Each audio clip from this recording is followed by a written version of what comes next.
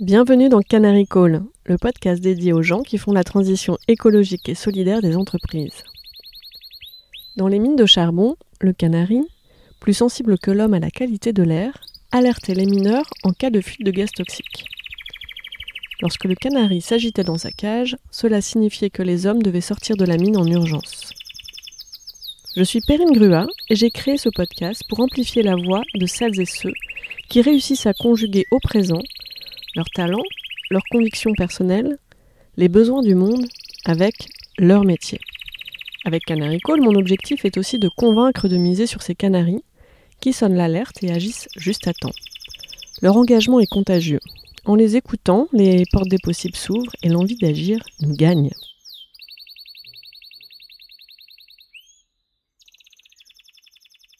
Bonjour Isabelle. Bonjour Farine. Si tu étais un animal, tu serais lequel et pourquoi ? Alors je me rappelle de cette question dans tes podcasts et c'est jamais évident. Moi j'aimerais bien être une panthère. Ah, on n'a pas non plus encore. Excellent. Mais pourquoi ? Une panthère déjà, c'est, outre que c'est très beau, c'est très agile, c'est très résilient. Ça vit dans des milieux rarement simples, que ce soit jungle ou un peu plus aride. Et puis il y a un côté un peu féminin finalement dans la panthère qu'on retrouve moins sur des animaux. C'est un animal assez fort. Tu parles de la panthère rose ? Non. C'est la panthère rose ou la panthère des neiges ? Moi je suis plutôt sur panthère des neiges ou panthère noire. Avec un côté fort, résilient, et voilà, en même temps féminin. Moi, je trouve dans le climat, je vois que des femmes très fortes et hyper engagées. Comme vous avez vu, on a beaucoup d'autres panthères. Et pourquoi c'est important pour toi, fort et féminin ? C'est un oxymore ou... Je pense que ça va souvent de pair, mais qu'on le met pas si souvent en avant. On en a plein, des femmes qui ont beaucoup d'idées, beaucoup d'énergie et qui font beaucoup avancer les choses. Mais c'est pour l'instant, à mon avis, pas encore suffisamment bien mis en avant. C'est plus vu dans le côté fort, un peu presque masculin. Donc c'est pour ça que ce côté féminin et fort, ça résonne. Je trouve. À assumer. À assumer, exactement, et à vouloir faire bouger les lignes. Ça fait plus écho à ce que je vois, en fait, concrètement, dans les entreprises et dans celles qui font bouger les choses, versus seuls les modèles qu'on voit au niveau communication, etc. Donc ça, en fait, à mettre en avant. Parce que c'est vrai qu'avec ton parcours, tu as vu quand même beaucoup de contextes différents. J'ai vu que tu as démarré même par une formation de cadre militaire, ouais, oui. À l'armée. Effectivement, finalement, avec une formation ingénieur, où c'est pas là qu'on avait le plus de femmes, et puis militaire en parallèle, c'était clairement pas très féminin. Et progressivement, dans mon parcours, ça s'est largement féminisé. L'armée, c'était évidemment une possibilité qu'il y avait pendant l'école, mais c'était aussi l'occasion de se dire je veux me dépasser, j'ai envie de tester quelque chose de nouveau. Et donc partir à Djibouti, c'était une façon aussi d'explorer et d'aller tester un peu toutes les autres armées. Moi, je me dis que si à 20 ans, on se motive pas pour faire, en tout cas pour prendre une chance qu'on a comme ça, quand est-ce qu'on va le faire ? Et on y apprend beaucoup, effectivement. Ouais, j'ai eu la chance pendant mon executive MBA, donc bien plus tard, pas pendant la formation initiale, d'aller faire un stage à Couët-Quidan d'officier. Et j'ai trouvé ça très, très apprenant. J'avais un peu de doute avant d'y aller, mais je suis allée avec curiosité et j'ai trouvé ça vraiment passionnant et vraiment apprenant. Toi, t'as retenu quoi de Djibouti ? À Couët-Quidan, déjà, il y avait pas mal... En plus de tout ce qu'on peut imaginer dans la forêt, sur le terrain, il y avait aussi pas mal de stratégies, de tactiques, d'éléments de cours où on apprend aussi à prendre du recul. Et ensuite, à Djibouti, mais même de façon générale, la plus grande chose que j'ai appris, je pense, c'est sur l'esprit de groupe. Très, très, très fort, parce qu'en fait, il y a beaucoup d'éléments sur le terrain où, de toute façon, sur l'exercice qu'on fait, on ne peut s'en sortir qu'avec le reste du groupe. Donc, on peut toujours essayer d'aller tout seul, ça marchera pas, on va finir planté. Le fait de faire des parcours groupes, des parcours du combattant où on s'en sort à plusieurs, ça aide beaucoup. Et puis, le dépassement de soi. Le nombre de fois où j'étais dans le désert, en train de me dire mais quand est-ce que je vais enfin dormir, et de devoir marcher, puis courir, puis se cacher, puis se perdre, et puis devoir essayer de se faire à manger avec une semi-galette et essayer de s'extirper des ennemis, etc. Le nombre de fois où on se dit j'en peux plus. Mais en fait, le corps tient beaucoup mieux que les barrières mentales qu'on se met. Ça a été un énorme apprentissage parce que du coup, ça permet de remettre un petit peu en perspective et en question les barrières qu'on peut se mettre au premier abord, qui sont parfois dues à notre culture, à nos croyances, les fameuses croyances limitantes dont certaines personnes parlent. Voilà, ça, je l'ai pas mal appris. Après, il y a aussi comment se faire une place en étant une femme lieutenant, puisque j'étais la seule femme à l'époque dans le régiment, et on avait été très clair. On m'avait dit, lieutenant, faut mettre des distances. Vous ne pouvez pas passer du temps avec les militaires du rang. Vous restez une femme. Les relations, c'est toujours compliqué. Bon. Après, en tout cas, c'est dans ma personnalité d'aimer être aussi assez proche des gens pour mieux les connaître, pour pouvoir progresser ensemble, pour avoir cet esprit de groupe. Et donc, j'ai fait attention évidemment dans la limite de leadership demandé et du management demandé, mais en même temps en essayant d'aller mieux comprendre les personnes, et je pense à créer des liens intéressants qui permettent aussi de s'aider, s'entraider et s'en sortir dans les galères. Et clairement, on s'en sort jamais tout seul là-bas. Ouais. Ça me rappelle vraiment un souvenir comme ça où, à Quadquidan, on avait des missions à réaliser, on prenait tour à tour le management de l'équipe, la direction de l'équipe. Et moi, j'ai dû diriger une équipe donc que des mecs beaucoup plus grands que moi, etc., d'univers très différents, pour construire un radeau. Ah, le fameux. Je vois très Tout le monde a fini à l'eau, n'importe comment, etc. Et l'officier qui était là, Perrine, dirige. Et donc, j'ai vraiment, aussi appris à muscler d'autres types de leadership qui étaient peut-être pas forcément, je sais pas si c'est parce que je suis une femme mais qui étaient pas ma première appétence. Parce que ça m'a fait tester et goûter d'autres types de leadership qui parfois sont bien utiles aussi. Est-ce que tu penses que t'étais un peu trop soft? Tu trouvais que ça... Il y a un moment où dans certaines situations de crise, il faut aussi pouvoir apporter une direction, ou en situation d'urgence, de pouvoir ou de miser sur une personne, mais voilà, en tout cas de trouver une solution rapide. Très clairement. C'est marrant parce que j'ai eu exactement la même expérience au tout début, le jour 1, où on me dit prenez en charge une section. Et j'ai pareil, le capitaine qui fait mais alerte Ali, il faut être plus directif. Est-ce que vous voudriez bien? Non, c'est pas ce qu'il voudrait. Il faut qu'il le fasse. Je vois tout à fait. Ouais. Et donc maintenant tu t'occupes du climat à la BPI? Rien à voir du coup avec l'armée, effectivement. Mais oui, je suis directrice climat de BPI France pour aider un maximum d'entreprises à se mettre en transition. À quoi ça te sert tout ce que tu as appris à l'armée aujourd'hui? Je pense que ça m'a fait découvrir à l'armée aussi que j'aimais bien, donc en plus de cet esprit groupe, le management, quelque chose que j'ai testé dans d'autres expériences entre-temps avant d'arriver ici, mais qui fait que là, j'ai eu beaucoup de plaisir à travailler avec mon équipe, et que pour moi, c'est très important, cette cohésion qu'on a dans l'équipe. Voilà, c'est le travail, c'est pas tout à fait forcément pareil. On est moins dans des galères, on est moins au fond de la boue, mais où j'ai besoin qu'on soit ensemble, de se sentir ensemble pour aussi que ça me donne de l'énergie et avancer. Notamment parce que le climat, c'est un sujet où il y a beaucoup de gestion du changement. Et donc, je trouve important d'avoir des appuis, un soutien fort, et de se sentir à plusieurs. Parce que engendrer du changement dans toutes les autres aussi directions et auprès des entreprises, ça demande pas mal d'énergie, et faut pas y aller tout seul, quoi. Donc ça, c'est un des éléments. Et puis, l'adaptation. Savoir aussi s'adapter au niveau d'embarquement des interlocuteurs sur le sujet. Être dans le climat avec des gens qui ne connaissent pas forcément grand-chose ou qui ont même pas effleuré le sujet, c'est sûr qu'on va pas leur en parler pareil, et qu'on va probablement pas leur demander tout de suite le même niveau d'accélération sur la transition. Voilà, donc cette adaptation-là, c'était quelque chose qui se passait aussi pas mal dans l'armée en fonction des situations et des difficultés. Et puis de pas baisser les bras. Mais ça, je pense que pour le climat, on en a tous assez besoin. Je pense que tu as dû en voir d'autres. Voilà, il y a des jours où il faut garder sa résilience, quoi. Et quand tu étais petite et qu'on te disait « Qu'est-ce que tu voudrais faire quand tu seras grande ?» Tu répondais quoi? Non, alors ça, cette question, j'espérais que personne ne me la poserait jamais. C'était un secret de famille.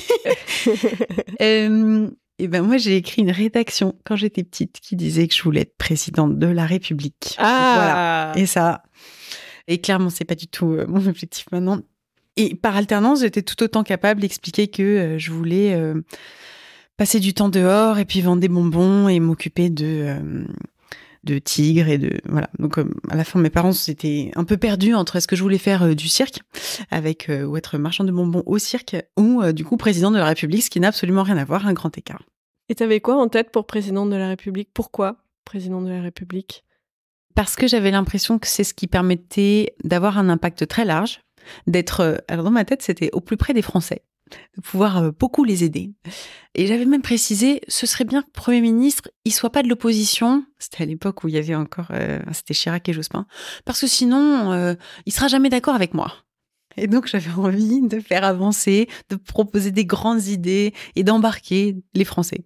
Voilà. Et pourquoi?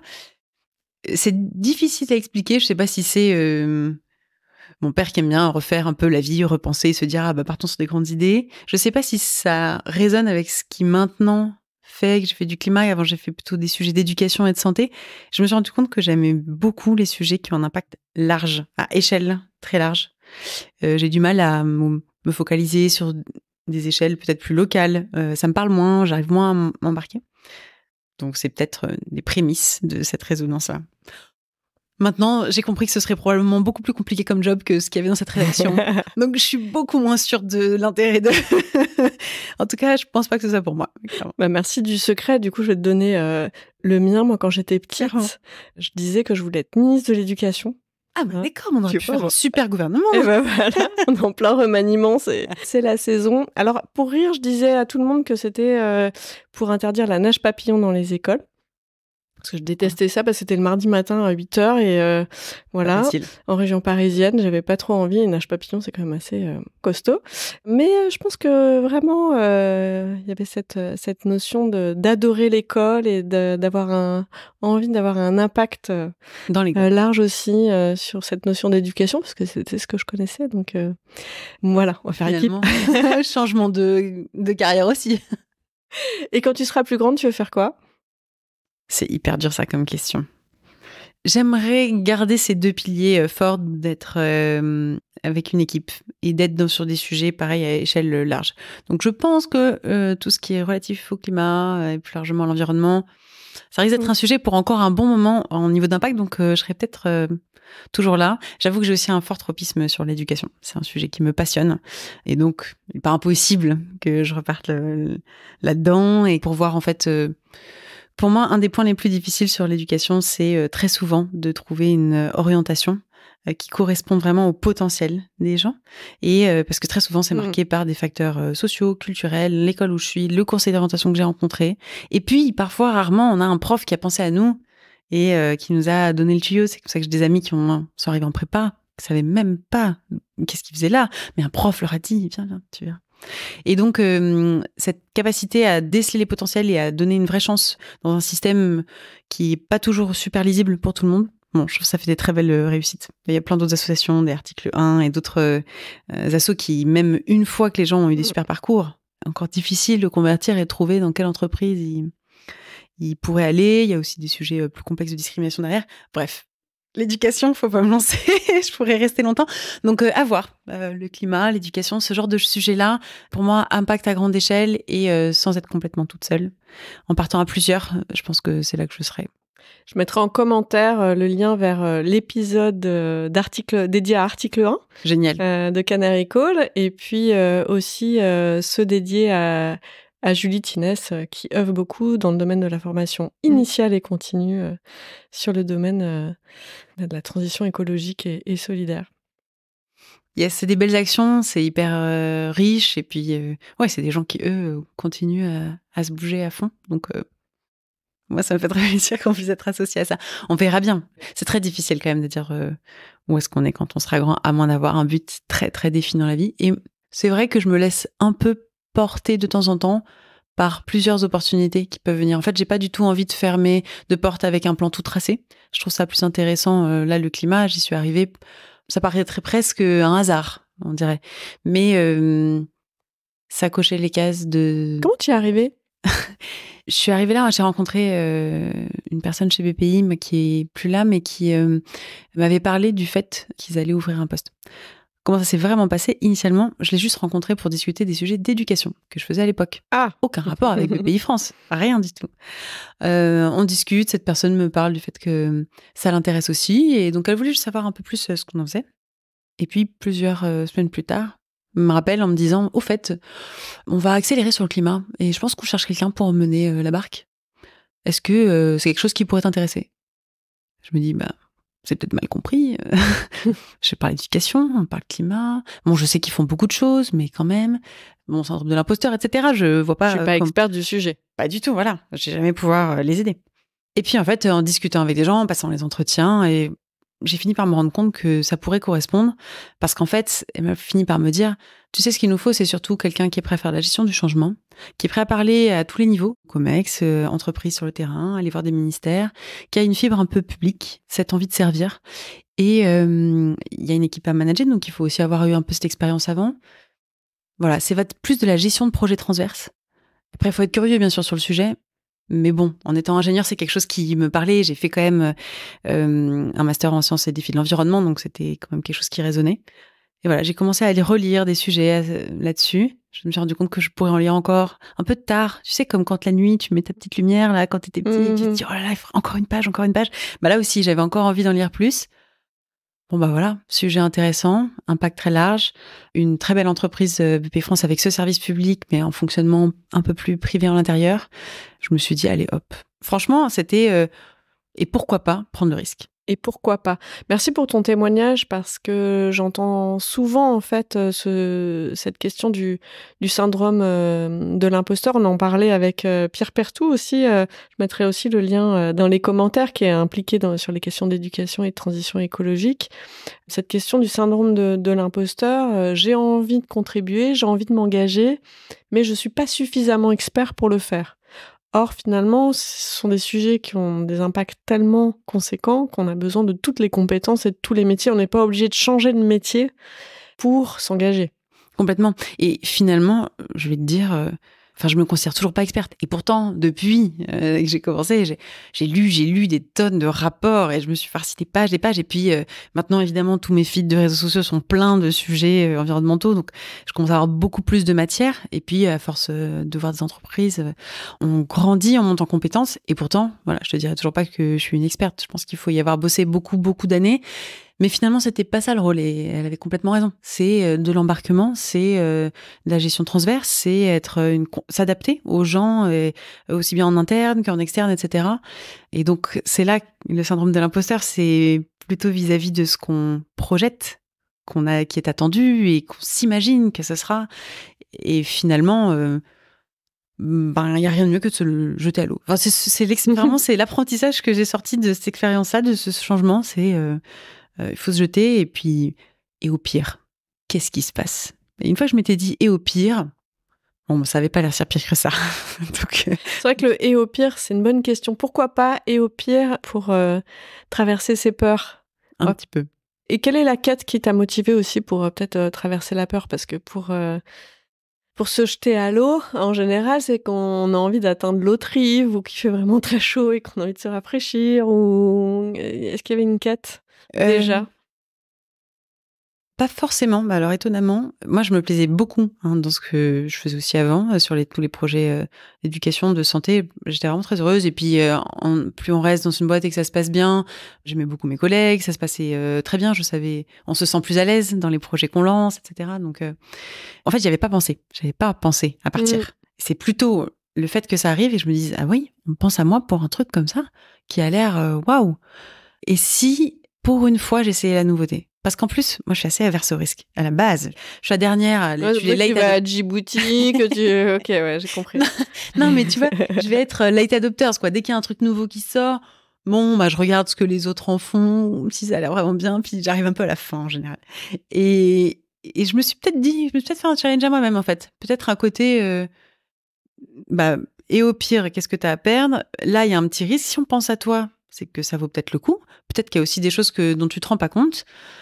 Allez, vas-y, bouge-toi, en fait. C'est parti. Et là, j'ai plus utilisé le même petit coup de fouet que je m'étais donné pour aller à Djibouti, où au départ, c'était pas tout à fait prévu comme ça. Hein. Je l'avoue, j'ai fait une classe prépa, j'ai sorti de là. Bon.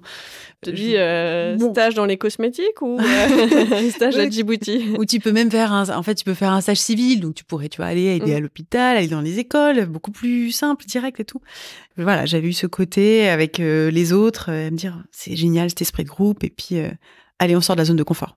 Et ben là je pense que j'ai eu ce kick un peu de la même façon, en me disant t'es encore trop jeune pour rester toujours au même endroit et avoir peur d'explorer. Bon, il se trouve que ça a été gagnant. Peut-être que ça aurait pu être une catastrophe et je me serais dit soit je serais, je sais pas, retournée en arrière, j'aurais été chercher autre chose. Ça m'aurait de toute façon appris, je pense, de se rendre compte que certains des éléments exactement auxquels j'ai pensé au moment de cette prise de risque étaient effectivement les éléments qui me donnent de l'énergie. Exemple, l'équipe, le sujet, l'échelle d'impact et le côté service public. Ouais, 4 points-là. T'as sécurisé ta boussole. En tout cas, ça cochait aussi. T'avais une boussole claire. J'aime bien que tu dises boussole. C'est assez ça, en fait.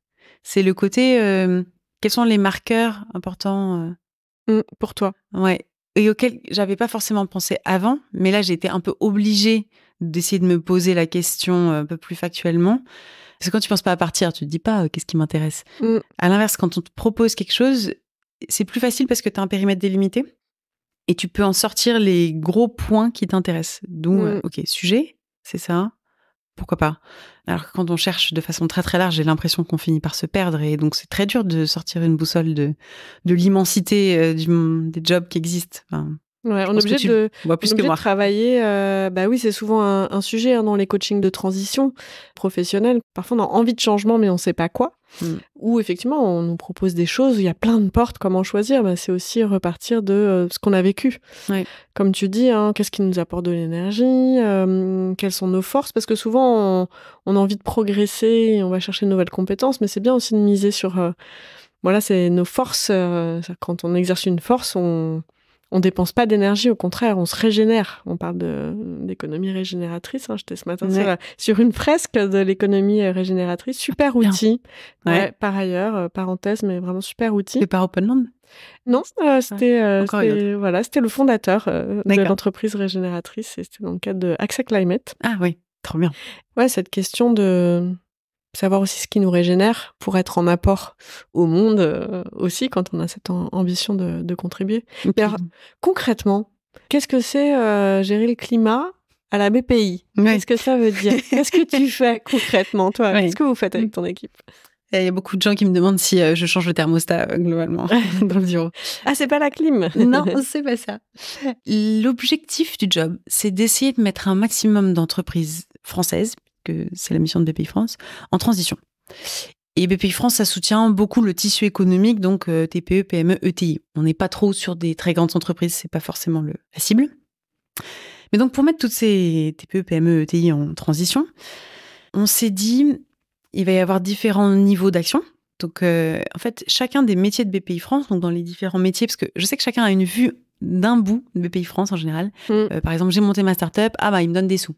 Ou alors, je suis une PME, j'ai acheté une nouvelle machine, c'est des prêts. Et en fait, c'est très multifacette. Il y a à la fois de la partie bancaire, avec des prêts, il y a de la partie garantie, il y a de la partie investissement, donc sur les startups, sur plutôt des boîtes plus matures, on fait même du fonds de fonds. Et il y a même de la partie conseil, où là, on essaye d'accompagner les PME, donc c'est à l'échelle TPE, PME, c'est pareil, c'est pas des grands cabinets de conseil, le fonctionnement, c'est plus des bureaux d'études. Et c'est assez directement les entreprises. Après, on a aussi la partie internationale où on aide à partir à l'export. On a une partie création pour les tout nouveaux, toutes jeunes pousses qui sortent. En fait, donc voilà, il y a une myriade de métiers. Et moi, j'ai 2 moyens d'action qui sont aller voir directement des entreprises et essayer de comprendre quelles sont leurs difficultés. Et on a créé un collectif qui s'appelle la communauté du coq vert où ils sont 2400 maintenant dirigeants dans ce collectif gratuit, ouvert à tous, juste pour échanger. Donc, moi, d'échanger avec eux d'échanger ensemble, échanger avec le reste de la communauté de BPI France, c'est toujours une façon de faire passer des messages, de voir où sont les difficultés, où est-ce qu'on peut les aider, etc. En parallèle, il y a tout l'embarquement de BPI France, parce que c'est clairement pas moi ni mon équipe avec nos petites mains qui sont en fait une équipe assez petite, transverse. Vous êtes combien? Ici, on est une dizaine au siège et après, donc c'est mon équipe directe. Et après, il y a pas mal de gens dans les autres directions. Donc, sur les 50 implantations de BPI France, il y a 25 personnes, 100% dédiées climat dans les directions régionales qui gèrent ce sujet. Et puis, il y en a une trentaine de référents dans les autres métiers qui, pareil, aident à faire progresser par métier. Et il y a combien de monde au sein de BPI France? 3500, 4000 personnes à peu près. Donc une cinquantaine de personnes dédiées climat oui. Au sein d'une organisation de 3-4 000 personnes. Bon, à peu près, c'est ça, en grosse maille. Et donc là, il y a entraîné tout BPI France, justement. Pourquoi? Parce que c'est vraiment les chargés d'affaires, les chargés d'investissement, en fait, les collaborateurs qui sont au plus près des entreprises tous les jours, qui leur font des prêts, qui investissent, qui font les émissions de conseil. C'est ces personnes-là qui vont pouvoir leur en parler en plus de leur plan stratégique, de leurs besoins de financement, de partir à l'étranger. Donc, moi, c'est eux que j'ai aussi besoin d'embarquer pour qu'ils sachent, en plus de ça, savoir parler du climat et passer le message, comprendre où l'entreprise y est. Ça démultiplie l'effort. Après, très concrètement, à quoi ça ressemble? En fait, on a pris 3 angles. Il y a un angle qui est assez connu, qui est les ENR, donc les énergies renouvelables. Bon, on finance et on investit dans des développeurs ENR. Ça, c'est assez classique. On le fait depuis la nuit des temps. Il y a plein d'autres banques et investisseurs qui le font. Je pense que ça parle assez facilement à tout le monde. J'investis, je finance pour des éoliennes, du photovoltaïque, de la géothermie, on fait même des corporate PPI, etc. Le deuxième angle, c'est plutôt sur toute la partie innovante et donc toutes les solutions qui peuvent être proposées. Et donc là-dessus, on va avoir pas mal d'investissements dans les startups, dans les green tech, mais il y a aussi des gens qui sont pas tech. Il y a des gens qui proposent des solutions. Un loueur de vélo, c'est une solution. Des gens qui recyclent, c'est une partie de la solution. Bon. Et ça, on essaye de les aider à grandir ou à trouver les bons marchés derrière, ou même à ce qu'ils se positionnent à perfectionner la solution, à ce que ce soit mieux éco-conçu, etc. Le troisième angle, et c'est là le plus dur, et c'est celui sur lequel il y a le plus de temps à passer, je dirais, c'est comment faire bouger des entreprises qui ont un business existant, qui ont un historique, finalement. Et ces PME qui ont toujours fait une certaine activité, je sais pas moi, je suis une industrie, j'ai besoin de faire cette transition. Là, c'est compliqué. Parce que là, il va falloir... en général, ils n'ont pas les bras, ils n'ont pas le temps, ils n'ont pas la connaissance, ils n'ont pas l'expertise, ils ne savent même pas par où commencer. Bon, parfois, ils n'ont pas le financement, ils n'ont pas la techno, bref. Il y a tout à penser. Et donc, on arrive plutôt avec une compréhension du besoin, puis des diagnostics très ciblés auprès d'eux. Puis on voit, ça progresse. Et au fil des retours, on ajuste, quoi. C'est marrant quand tu me sors les arguments, des raisons pour lesquelles c'est compliqué. J'ai pas de bras, j'ai pas de temps, j'ai pas d'argent. En management, ça me rappelle quand, en fait, au final, c'est quelqu'un qui a pas envie d'y aller. Qui est pas d'accord sur le fond, en fait. Qui te dit tout ça, en fait. Je sais pas s'ils sont pas d'accord. Alors, tu vois, en 2020, moi, j'étais pas encore arrivée, mais on a fait une première étude, on fait souvent des études un peu de sondage auprès des entreprises qu'on accompagne. Il y avait peut-être un tiers des boîtes qui se disaient, oui, il faudrait peut-être que je fasse ma transition. Là, en 2023, donc en 3 ans, on est passé à 2 tiers. Ça fait quand même x2. Et puis, on a vu que plus de 80% des entreprises qui l'intégrent dans leur stratégie. Pas pareil de faire un move réellement, concrètement, et l'intégrer dans sa stratégie, théorique, et puis le passage à l'action, mais déjà... Ça reste du déclaratif. Oui. Mais déjà, c'est intégré, c'est plus dans la prise de conscience, et il y a moins de gens, en tout cas, qui vont dire « Ah non, j'ai pas envie ». C'est énorme. C'est chouette, ça montre que c'est devenu un sujet. Après, c'est pas juste nous, hein. C'est aussi que tout le monde en parle dans l'écosystème, que c'est devenu, il y a des incentives un peu, il y a une politique publique, un gouvernement qui s'est mis dessus, enfin, tout le monde commence à en parler plus. Mais oui, c'est énorme. C'est motivant. Oui, c'est une bonne nouvelle. C'est pour ça qu'il faut célébrer les bonnes nouvelles, moi, je trouve, dans ce domaine-là. Complètement. Moi, je pense que tu disais que tu lisais beaucoup, je pense que, voilà, tu dois... Il n'y a pas que des bonnes nouvelles. Voilà, parfois c'est pour le moral, donc célébrons les bonnes nouvelles. Exactement. Et donc, là, 2023, ça marque un peu une vraie progression, un vrai intérêt au sujet.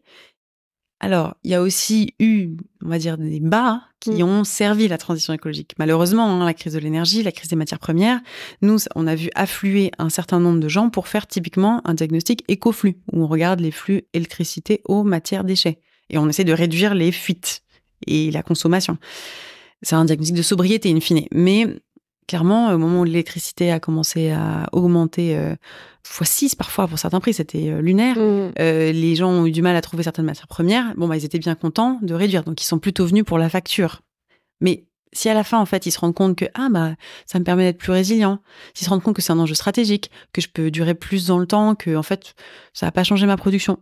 Moi, quel que soit le moyen, si à la fin, ils avancent, j'ai pas besoin qu'ils soient 100% convaincus climat. J'ai plutôt besoin qu'ils comprennent qu'ils ont besoin de prendre ce virage pour encore exister dans un monde bas carbone et pour être au service de cette économie de demain. C'est ça qu'il me faut. Le niveau de je suis convaincu ou pas, c'est mieux, c'est plus agréable, etc. Mais on n'est pas des ayatollahs du climat. Le but, c'est quand même d'essayer d'embarquer tout le monde à son niveau et de les faire progresser.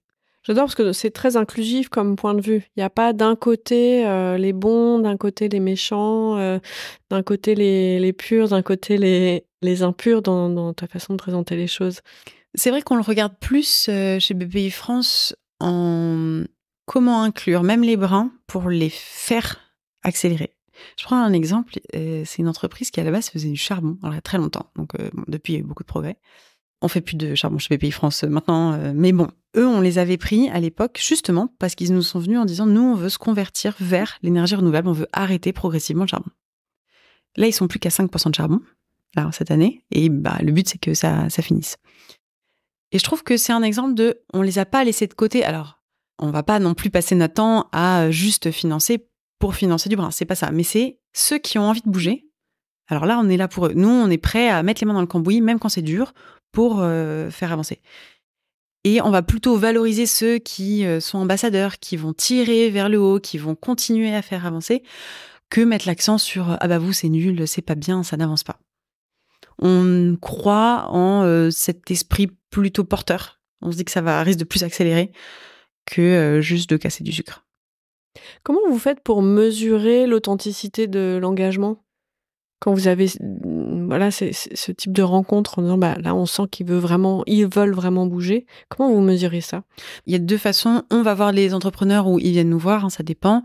Et la façon dont on le fait maintenant de plus en plus, on a développé un outil en interne pour mettre en place un dialogue de maturité climat avec les boîtes. Et donc, maintenant, tous les chargés d'affaires et chargés d'investissement sont formés à ça. Et donc, ça dure à peu près 45 minutes, 1 heure. Donc, c'est quand même un temps conséquent avec le dirigeant. Et l'idée, c'est de donc, passer un certain nombre de questions en revue, mais donc ça se formalise vraiment plutôt comme un dialogue pour essayer de voir où est-ce qu'ils en sont déjà à l'instant T. Le truc simple, au départ, c'est est-ce que j'ai fait un bilan carbone ? Est-ce que j'ai des gens pour m'occuper du sujet dans ma boîte ? Et puis, est-ce que j'ai fait une stratégie ? Et progressivement, quels sont mes investissements à venir ? Alors, ceux que j'ai faits, puis à venir. Et quelle est la trajectoire que je me donne ? Et puis, est-ce que la taxonomie, ça me parle ? Où est-ce que j'ai envie d'aller ? Donc, avec ces questions qu'on fait en plus par secteur, est-ce que je suis un certain nombre d'indicateurs qui sont sectorisés à chaque fois ? En fonction de ça, on arrive déjà à voir si ils ont déjà progressé. Franchement, maintenant, en 2023, ne pas avoir fait de bilan carbone, c'est pas le truc qui va sauver la planète. Mais si on n'a pas d'état des lieux, on sait qu'on n'a pas tout à fait prévu de s'en occuper, en fait. Donc ça, c'est déjà un des premiers éléments où on se dit, bon, est-ce qu'on est vraiment parti sur le sujet ou pas ? Mais ça nous donne après une estimation de niveau d'avancement, on va dire, de maturité. Et comme on en a fait 2000 l'an dernier, donc ça permet aussi d'avoir un benchmark d'une boîte à l'autre et de voir par rapport au secteur. Sur chacun des secteurs, on sait quel est leur niveau d'exposition au risque climatique. Ça, c'est modélisé dans plein de trajectoires, la SNBC, mais aussi dans nos trajectoires de risque. Donc on voit, est-ce que je suis dans un secteur exposé ? Et est-ce que par rapport aux autres, j'essaye de vraiment bouger ou pas encore ? Est-ce que quand nous, on leur parle de propositions pour aller plus vite, est-ce qu'ils sont preneurs ou pas ? Là, tu sens assez vite si finalement ils attrapent ou s'ils se disent oui, bon, on verra plus tard. Et finalement, alors soit c'est parce que les propositions sont assez concrètes, soit c'est parce que ça résonne justement à ce qu'ils attendaient. Mais on a pas mal de gens qui tout de suite après se disent ah ouais, vous avez quelque chose pour m'aider ? Mais je prends, j'ai envie. Et puis les gens qui viennent juste parce que typiquement ils veulent un label ou ils veulent un tampon, mais après derrière pas de plan d'action. Ça se voit un peu quand même, du coup, directement, puisqu'ils sont peu intéressés dans la réalisation et ils restent très focalisés sur la communication et l'affichage. Et donc là, c'est à nous de voir comment on arrive à les convertir pour ne pas rester juste dans cette théorie, mais passer à l'application, à l'opérationnel et avoir presque envie, même si à la base, ils l'ont pas. Donc, il y a avoir déjà fait un bilan, avoir déjà analysé, avoir mis en place des premières actions. Et puis demander plus. Ouais, se projeter, aller vers plus d'exigences encore. Je me demandais justement par rapport à la hauteur de vue que vous avez de la réalité du marché. Est-ce que ce sont plus les entreprises qui ont déjà en fait une certaine sécurité financière, une certaine bonne santé, qui sont les plus matures, ou est-ce que ce sont celles qui sont peut-être les plus menacées de survie, au contraire, ou est-ce que rien à voir ? C'est une bonne question. On n'a pas fait l'analyse sur cette base-là. Et de ce que j'ai vu, alors c'est sûr que quelqu'un qui est vraiment menacé de survie, en général, va pas forcément penser à ça d'abord, sauf si ça arrive par l'angle sobriété. Ce dont on parlait tout à l'heure. Parce qu'effectivement, une réduction sur la facture, en eau, en électricité, etc., ils prennent. Et si ça leur permet de revenir à flot, alors ils disent « Ah bah, j'ai peut-être une carte à jouer en plus sur cette thématique, vu que c'est ce qui m'a remis à flot. » Mais c'est pas parce qu'ils sont forcément plus matures. Oui, on pourrait se dire, ils sont à l'aise, c'est parti. Moi, je trouve que c'est beaucoup plus, est-ce que le dirigeant est prêt à faire du changement ou pas ? Les gens qui pour toi, ça reste vraiment, au regard de vos analyses, de l'accumulation d'expérience, on est vraiment sur la place du dirigeant et des dirigeantes. Très fortement. Et d'ailleurs, pour tout se dire, on avait même essayé de faire une analyse, on nous a demandé de regarder si, par exemple, un des clichés serait que l'âge joue. Ah oui, les jeunes générations sont beaucoup plus à fond. Les générations qui ont passé le temps, c'est bon, elles ont plus envie de changer. Et du coup, regardez qui avance. Zéro corrélation. Zéro. Avec l'âge. Avec l'âge. Oui, pardon. Zéro corrélation avec Excellent. l'âge Ouais. entre la maturité climatique et effectivement, est-ce que je suis jeune ou plus ancienne génération. Et en fait, ce qui fait vraiment changer, il y a des dirigeants qui sont là depuis très longtemps, mais qui ont envie, sont toujours en train de chercher le dernier, le nouveau truc. Comment je peux être encore plus compétitif? Comment je peux être plus en avance que les autres? Je rencontre des gens, c'est un mindset. C'est-à-dire vraiment, il y en a un dans le sud, lui, il recycle. Il me dit, moi, dès que je vois un nouveau matériau, je suis dans un bar, je suis avec des amis, je suis à table, enfin voilà, dans ma vie, dès que je vois un nouveau matériau, je me demande, est-ce que je pourrais pas le recycler? Est-ce que je pourrais pas le recycler, ce nouveau matériau? Et comment? Et donc, en fait, moi, je trouve que ça traduit un mindset de je cherche toujours, quel que soit le moment, à me renouveler. C'est la culture de l'innovation? Un peu, ouais, je pense. Mais alors, innovant, parfois, ça c'est parce que c'est un offreur de solution. Il y a des gens pour qui il n'y a pas forcément cette innovation-là, parce que c'est pas toujours complètement novateur. Parfois, la sobriété, c'est revenir à des gestes très simples. Hein. Parfois, il n'y a même pas besoin de financement de Bpifrance derrière. Enfin, ça peut être beaucoup plus simple. Mais c'est avoir envie de tester, c'est avoir envie de changer un peu. Et c'est un petit peu se challenger, en fait. Et ne pas rester sur des acquis complets ou dans une mouvance un peu conservatrice et voilà, éviter de rester dans le statu quo. Ça me parle vraiment parce que quand j'ai lancé Canary Call en 2020, je m'étais aperçue que finalement, dans tous les pionniers du digital que j'avais pu accompagner 10, 15 ans avant, je les retrouvais sur les sujets du climat ou de l'engagement sociétal. Ça m'étonne pas trop. Donc, c'est vraiment ce qui m'a poussée à lancer le podcast au départ, c'est de me dire, mais finalement, est-ce qu'il n'y a pas un lien? Qu'est-ce qui fait que on progresse sur des sujets où on ne sait pas encore ce qu'on va faire, comment on va y aller, mais qui impliquent une transformation à la fois technologique, technique, savoir-faire, mais aussi culturelle, et aussi de façon de vivre. Et donc j'avais vraiment, j'ai commencé beaucoup par travailler sur ce lien en fait entre les pionniers du digital et les pionniers du développement durable. Donc aujourd'hui, c'est devenu un fait de société beaucoup plus large et voilà, parfois ce sont les pionniers qui tirent les entreprises, mais parfois ce sont les entreprises qui avancent aussi d'elles-mêmes. Hein. Regarde, toi-même, tu t'es encore plus mis sur le sujet en étant dans cette mission quelque part. Oui, c'est sûr. Mais après, c'est sûr qu'il y a un côté où je pense qu'il faut peut-être avoir, je sais pas si c'est avoir la bougeotte ou avoir voilà, ces petites choses qui titillent et qui donnent envie de changer. Donc, je suis pas surprise. Enfin, je l'aurais pas vu comme ça, mais maintenant que tu le dis, des gens qui ont fait ces transformations et qui continuent à le faire. Finalement, le climat, ça pourrait être un autre sujet, mais c'est de la gestion du changement. C'est de l'embarquement. Comment on s'embarque vers un nouveau monde en toute tranquillité, en toute simplicité. Et c'est pas compliqué. Si on se dit juste ça, après, évidemment, la question, c'est à quel point le changement est fort par rapport aux habitudes qu'on a et par rapport à la façon dont on a construit les briques initiales.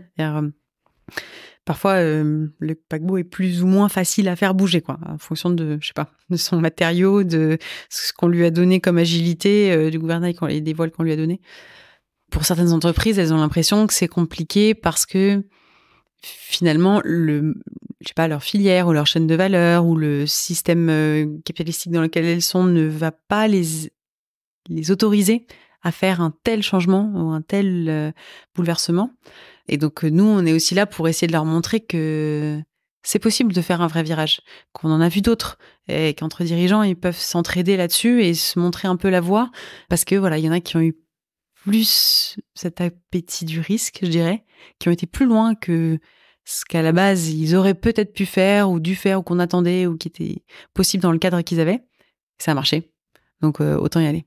Parce que sinon, à la fin, moi, je vois beaucoup de boîtes qui peuvent se dire « Ah bah, je vais juste mettre un rond dans un carré. » C'est-à-dire que là, oh là là, il y a beaucoup de réglementations. Il faut juste que je rogne un peu ici, je me coupe un peu par là. Et puis voilà, c'est bon. J'ai coché toutes les cases qu'il fallait réglementairement.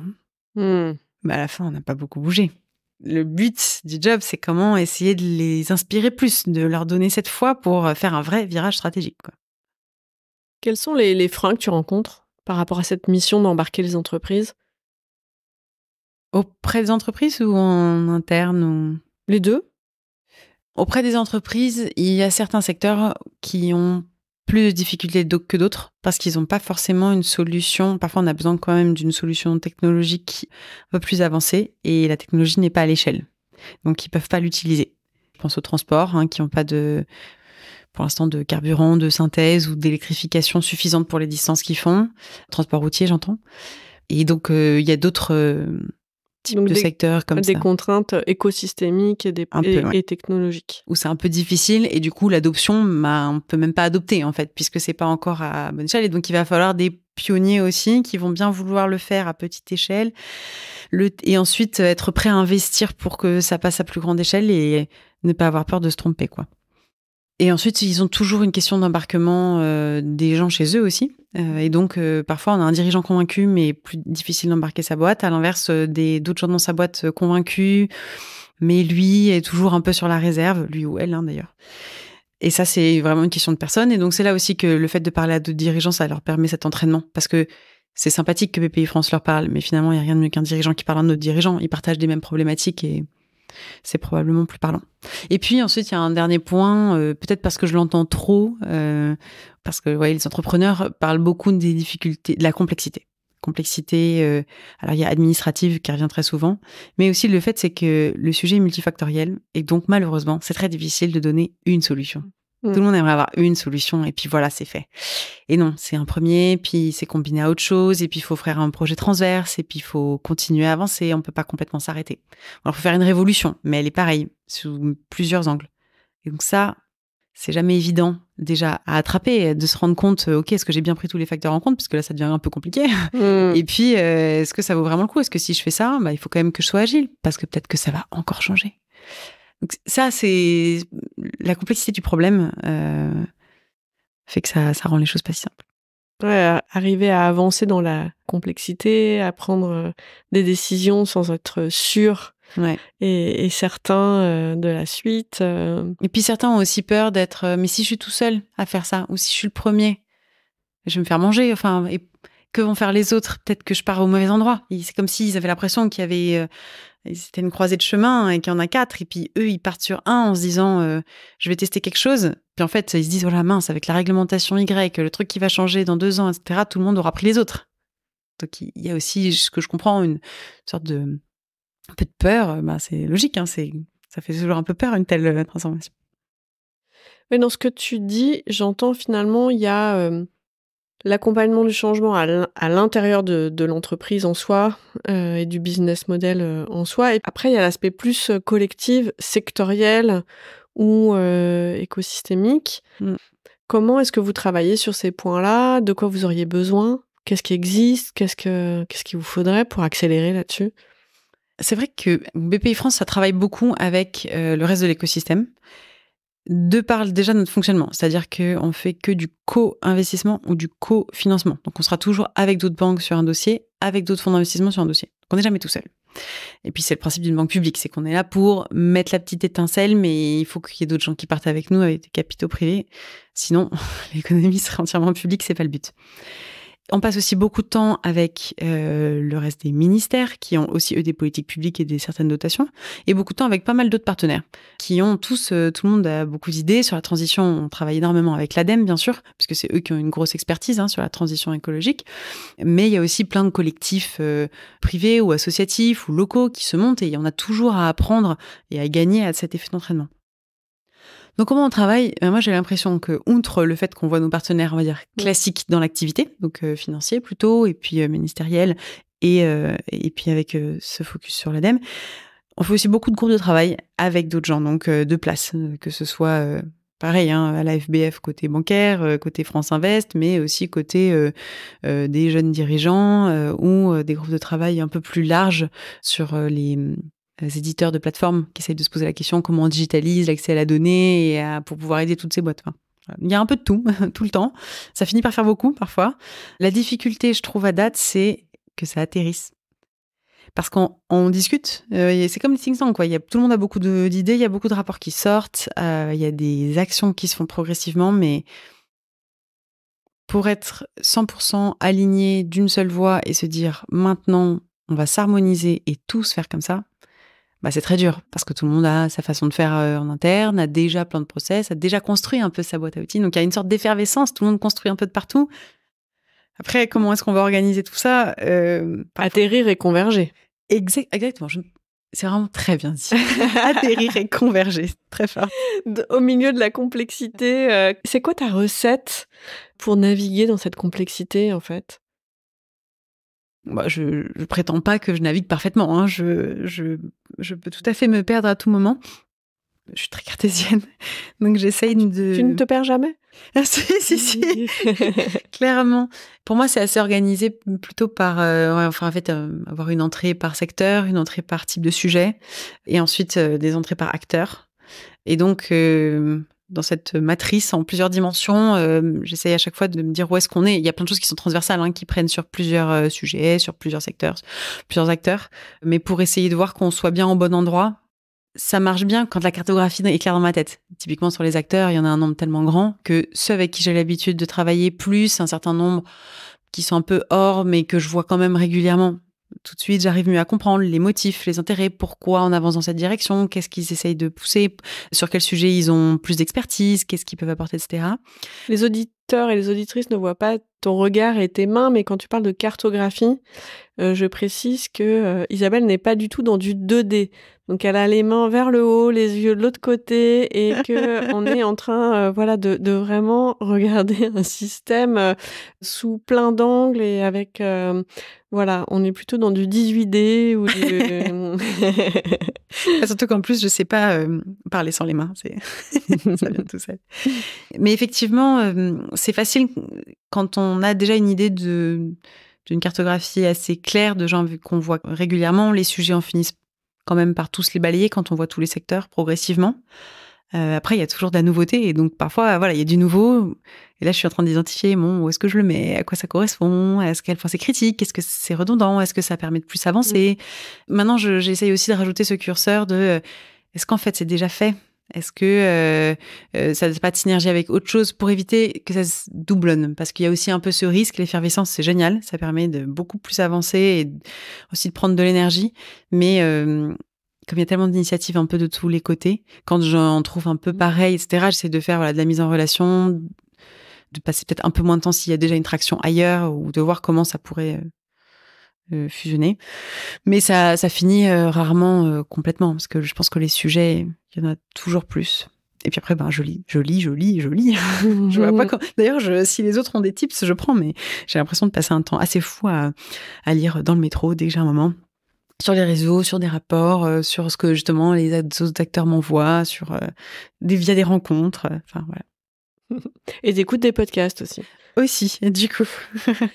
Et donc, vous avez la mission d'accompagner les autres entreprises, mais donc vous êtes aussi vous-même une entreprise chez BPI, donc tu es aussi en charge de l'accompagnement de la transfo en interne? Tout à fait. Alors c'est plus simple qu'avec les autres? C'est une bonne question. On essaye parfois de tester sur nous ce qu'on propose aux entreprises, parce que finalement, on est une ETI, donc on peut s'appliquer une partie des diagnostics qu'on propose, etc. Donc, on essaie de les tester aussi un peu sur nous. C'est vrai qu'en tant que banque ou investisseur, moi, je préfère mettre l'accent sur les entreprises parce qu'on va pas se mentir, hein, notre scope 1, 2, il est ridicule par rapport à notre scope 3. Avec tout le portefeuille qu'on finance, on n'est plus à 40 ou 60 milliards. Ça n'a rien à voir par rapport à l'ETI qu'on est. Mais ça reste un facteur d'embarquement des collaborateurs aussi, de faire de l'interne. Ça permet aussi d'être en cohérence face aux clients et de pouvoir dire aux entreprises, on est là pour vous accompagner, mais regardez, nous aussi, on le fait. Et donc oui, on travaille beaucoup, c'est plutôt avec les moyens généraux, les RH sur les achats, les déplacements, la cantine, toutes les émissions d'énergie, etc. qu'on peut avoir, et les bâtiments. Et c'est pas toujours si simple, hein. C'est sûr qu'on a 50 implantations, ça fait pas mal de bâtiments à mettre en conformité avec le décret tertiaire, ça fait pas mal de collaborateurs. Mise en conformité des bâtiments, grand sujet. Toute la rénovation qu'il faut, est-ce qu'on est dans les bons bâtiments, est-ce qu'il faut qu'on change, etc. Pareil sur les achats, on a plein de prestataires. C'est peut-être aussi savoir comment mieux choisir en fonction de l'impact carbone que ça peut avoir. Les déplacements aussi, on a beaucoup de commerciaux et c'est logique qu'ils aillent voir nos entreprises pour être au plus près, pour aller dans les sites industriels, vraiment partout. Et donc, comment on adapte ces modalités de déplacement clairement, moi, à plus de trains, à plus de à limiter certains des déplacements quand on le peut, ce qui n'est pas le cas pour tout le monde, clairement. Et le but, je pense que c'est de ne pas juger, parce qu'en fait, chacun a des métiers aussi très différents. Dans la même logique d'inclusion des entreprises, on essaye de pouvoir proposer quelque chose qui pourrait aider l'ensemble des collaborateurs. Donc bon, on a fait notre bilan carbone un peu comme tout le monde, on l'a publié sur le site de l'ADEME. Là, on rentre dans une année où on va se focaliser, je pense, sur les achats et sur les déplacements pour aider à ce que ça rentre plus facilement dans les mœurs et que du coup, on puisse avoir une politique d'achat plus claire, responsable, avec plein de fournisseurs proposés, puisque en plus, comme on finance plein de dirigeants, on connaît plein de boîtes qui sont hyper vertueuses. Donc, il y a toute une possibilité d'appel d'offres large, quoi. Et puis l'an prochain, donc 2025, on refera, puis on verra si ça progresse. On a aussi fait des challenges en interne, des challenges où du coup, par équipe, tout le monde devait progressivement, il y avait des cartes avec des actions et on devait progressivement en faire de plus en plus. On a quand même fait embarquer l'essentiel des collaborateurs et qu'il y a eu, je sais plus, 5000 actions et pas mal de tonnes de CO2 évitées. Non, c'est chouette. Ça embarque en tout cas et bon, c'est progressif. On est loin d'être parfait, hein. Je le dis tout de suite. Et l'ambition régénérative, c'est sur la roadmap ou... Pas facile comme question, mais effectivement, on a échangé sur le sujet, notamment avec Open Monde et puis avec la fresque d'entreprise régénérative, que d'ailleurs, on a fait un codir là récemment. Et l'idée, c'est de pouvoir amener le sujet. On le propose dans pas mal de formations, on le propose à plusieurs entreprises. Et c'est plus souvent celles qui sont déjà très avancées. Évidemment, c'est rarement au tout début. Mais on veut pouvoir aussi proposer pour celles qui sont avancées et qu'elles puissent encore aller plus loin. On essaye de jamais s'arrêter. Donc oui, c'est le cas. Après, c'est pas encore à très grande échelle puisque sur les 2400 dirigeants coq vert qu'on a dans cette communauté, il y en a 150 qui sont éclaireurs, qui sont en fait ceux qui sont les plus avancés et qui sont un peu ambassadeurs. Et donc, voilà, ça peut être, c'est plutôt avec eux qu'on va discuter déjà de ces sujets-là. Mais c'est des entreprises qui viennent nous challenger en disant « Et sinon, régénératif, ça vous parle ?» Mais oui, allons, parlons-en. Donc, c'est chouette. Ça s'annonce pas très, très simple. Je pense qu'il y a encore beaucoup à parcourir avant. Par exemple, un des sujets qu'on va lancer, sur lesquels on va le plus se pencher cette année, ça va être de mettre un coup d'accélérateur sur l'adaptation. Parce que Et franchement, ça me paraît encore plus urgent que la régénération, même s'il faut comprendre la démarche et être dedans. Mais c'est vrai que en fait, c'est si peu traité l'adaptation et finalement, ça a touché de plein fouet plusieurs entreprises lors des crises précédentes et puis ça continue, hein, les inondations, les problématiques d'inondation, de grêle sur des entrepôts, mais de la grêle, des vrais grêlons, quoi. Les sécheresses, les feux qu'il y a eu. Nous, comme on maille tout le territoire, on a eu des entreprises qui nous ont envoyé des mails en mode on va mourir en fait. C'était pas prévu, on peut rien faire. Qu'est-ce qu'on fait? Et ça, cette gestion du risque physique et de la résilience, là, on est en train de développer un outil pour les aider parce qu'on se rend compte que sinon, c'est compliqué. Si on n'arrive même pas à être adapté, comment on peut ensuite se projeter vraiment plus loin et si on finit pas l'année, quoi. Voilà.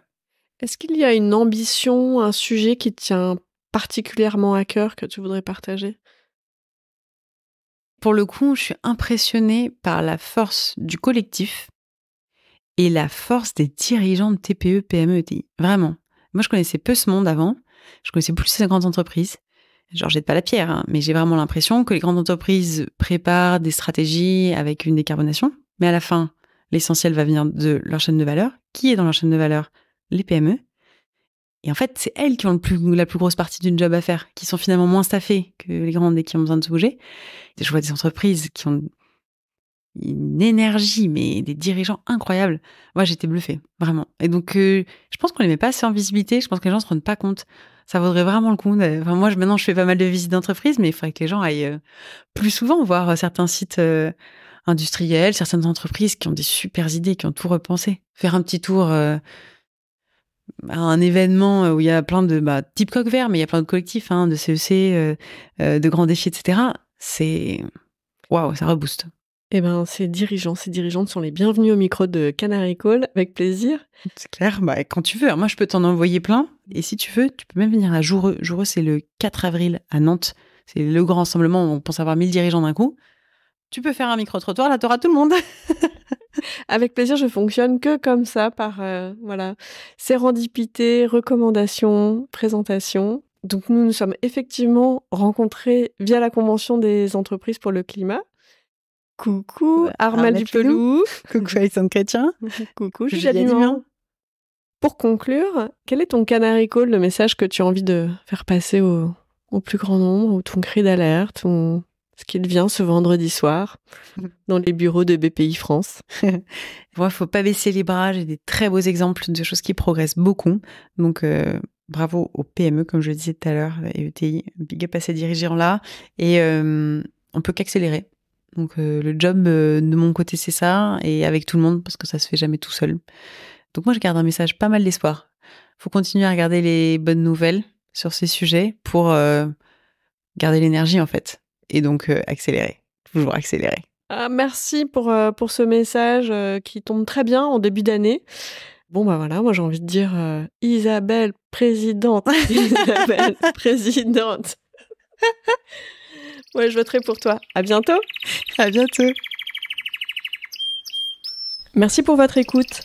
Pour être tenu informé de la diffusion des nouveaux épisodes, je vous invite à vous abonner au podcast sur la plateforme de votre choix et à suivre les comptes de Canary Call sur les réseaux LinkedIn, Twitter, Instagram, YouTube et Facebook. Pour amplifier la voix de mes invités, n'hésitez pas à commenter, partager ou même offrir vos étoiles.